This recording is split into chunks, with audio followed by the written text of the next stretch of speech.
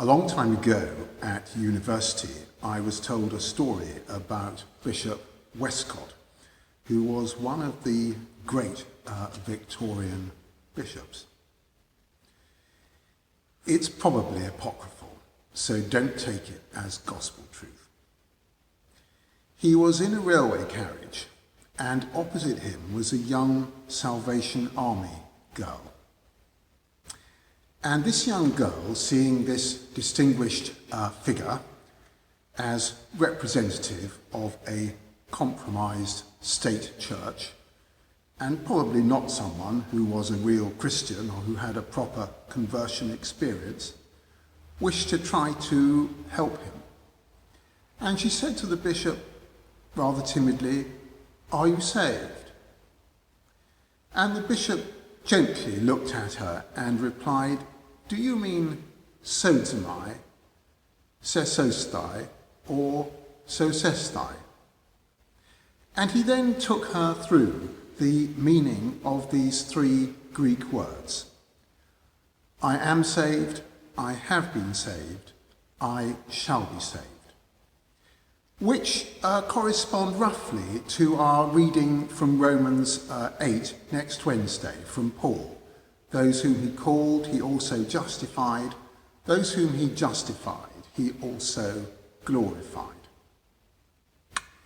It's the kind of story which you would only hear in a university setting. It's a bit like the occasions in Morse when there is a murder at an Oxford college. And Lewis is a bit dumbfounded. And Morse says to Lewis, "Lewis, there's a very Oxford theme to this case." Well, we have to come back. Most of us live in the real world. And indeed, again in Victorian times, the poet Robert Browning wrote after a dry as dust lecture on the new theology. "From bondage to the old beliefs, you say our rescue must begin. But I want refuge from my grief and saving from my sin."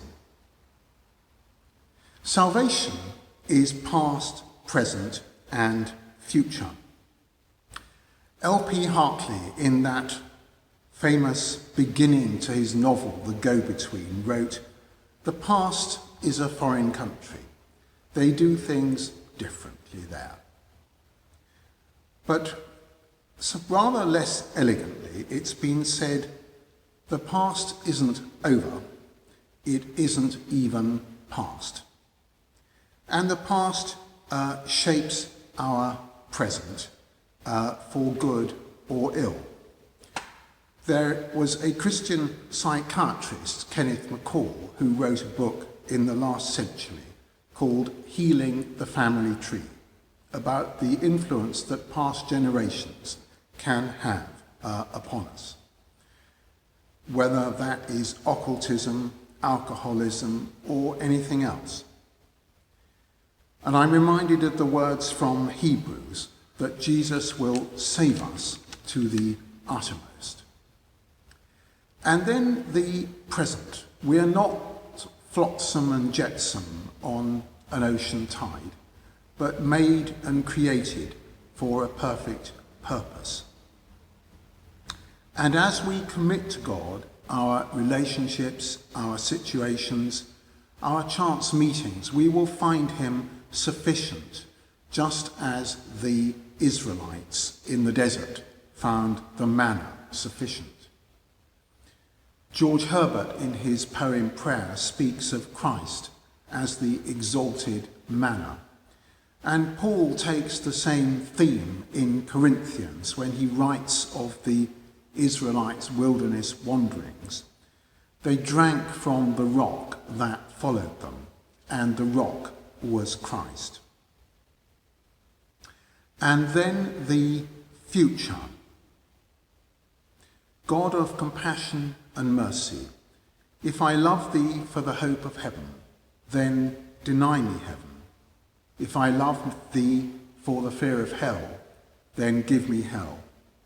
But if I love thee for thyself alone, then give me thyself alone. For God, the past, present, and future are in a sense all one. In Hebrew, there is the continuous present tense, God's pattern of creation and redemption, that what God has done, he still does, and what God does, he will still do. Amen.